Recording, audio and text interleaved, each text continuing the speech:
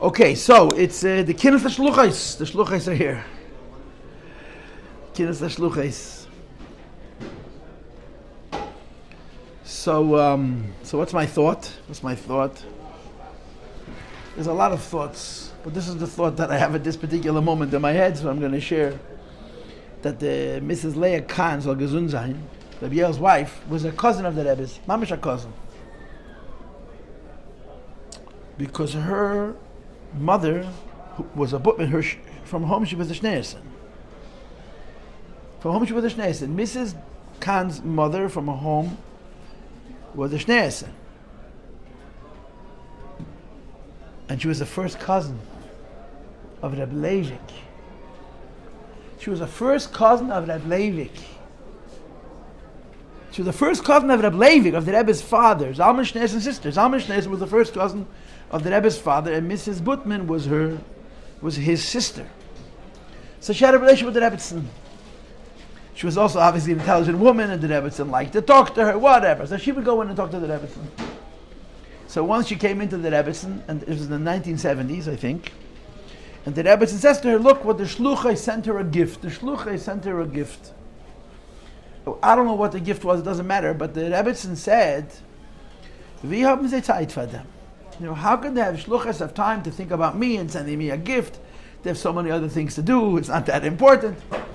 So Mrs. Kahn said to the Rebbetzin, was haste? Everything that they do is for you. Their whole life is to serve you.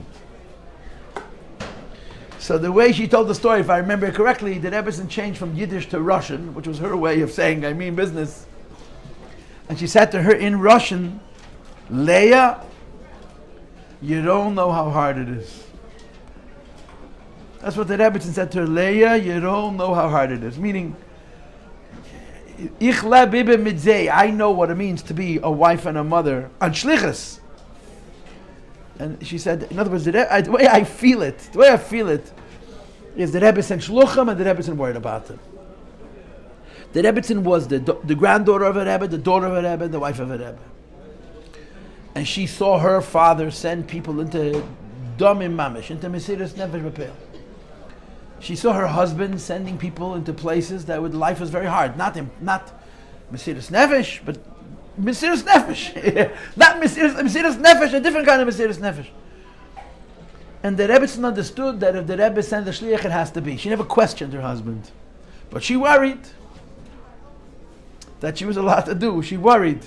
She thought about the hardships of the Shluchos. She sat on President's Street and she thought about their Ibelebenish, about her hardships. She knew that if mein man, as she would say, mein husband, mein man, sends someone a Shlichus, then it has to be.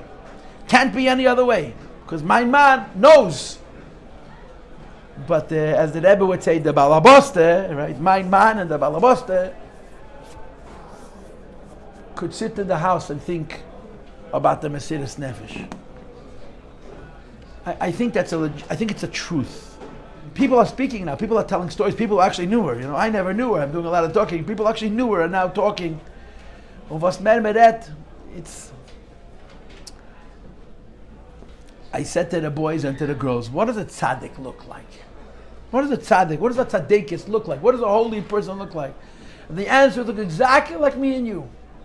They're the same number of fingers, the same number of toes, the same number of eyes. It's exactly the same, but it's a whole different creation. It's another bashefanish. And it's really, really impossible to represent it in a way which is sufficiently honorable. Or to say what I'm saying in different words, if not for the fact that the Rebbe wanted the